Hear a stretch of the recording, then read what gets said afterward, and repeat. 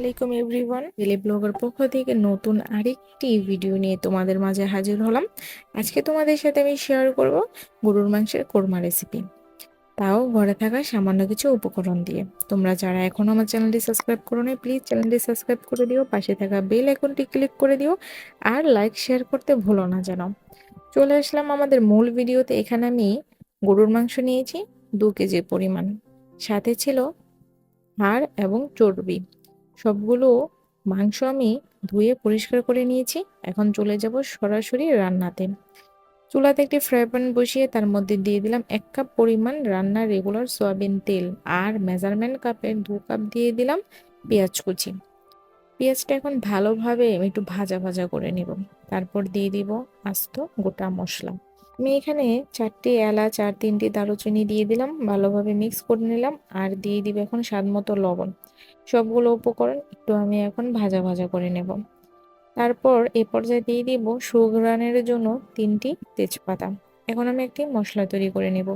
এখানে আমি জিরা বাটা নিয়েছি 1/3 কাপ, পেঁয়াজ বাটা নিয়েছি 1/3 কাপ, আর নিয়েছি টক দই 1/3 কাপ, আদা রসুন বাটা 3 চা চামচ, মানে 1/3 কাপ আমি আদা রসুন বাটা নিয়েছি। তারপর আমি এই পর্যায়ে দিয়ে দিব মিক্স মশলা। এটা ছিল আমার হোমমেড মিক্স মশলা। তোমরা চাইলে কিন্তু বাজার থেকে যেটা কিনতে পাওয়া যায় সেটাও কিন্তু তোমরা এখানে ব্যবহার করতে পারো। 2 চা চামচ দিয়ে দিলাম আমি টমেটো সস 2 চা চামচ, আর দিব 1 চা চামচ লাল মরিচের গুঁড়ো। সবগুলো উপকরণ ভালোভাবে আমি মিক্স করে নেব। এভাবে যদি মশলাটা তৈরি করা থাকে তাহলে কিন্তু রান্নাটা খুবই সহজ হয়। এই পর্যায়ে আমি যে পেঁয়াজটা ভাজা ভাজা করে রেখেছিলাম সেটার উপর এখন আমি মশলাগুলো দিয়ে দিব আর ভালোভাবে কষিয়ে নেব।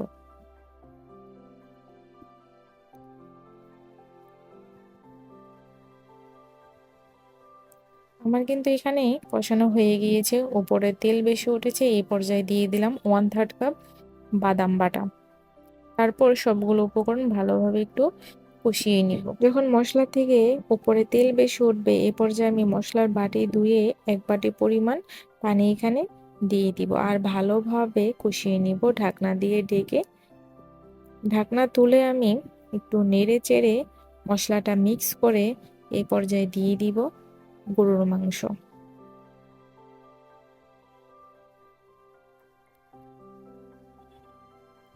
আমি সবগুলো মাংস এখানে দিয়ে দিয়েছি। এখন ভালোভাবে নেড়ে চেড়ে মশলার সাথে মাংসটা মিক্স করে নেব।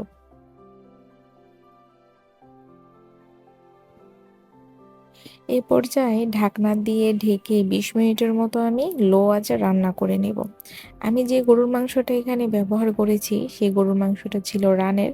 তোমরা চেষ্টা করবে সিনার বা গরুর অন্য কোনো সাইডের গরুর মাংসটা ব্যবহার করা, তাহলে খুব তাড়াতাড়ি সিদ্ধ হয়ে যাবে।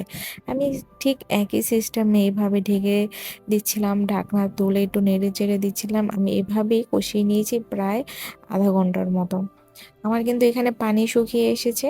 এই পর্যায়ে আমি 3 কাপ পরিমাণ দিয়ে দিলাম এখানে গরম পানি। তারপর আমি আবার সবগুলো উপকরণ ভালোভাবে মিক্স করে ঢাকনা দিয়ে ঢেকে আমি লো আঁচে এটাকে রান্না করে নেব আরো 20 মিনিট। আমি এটাকে ঢাকনা দিয়ে ঢেকে আরো 10 মিনিটের মতো রান্না করে নিয়েছি। এখানে কিন্তু পানি অনেকটা শুকিয়ে এসেছে।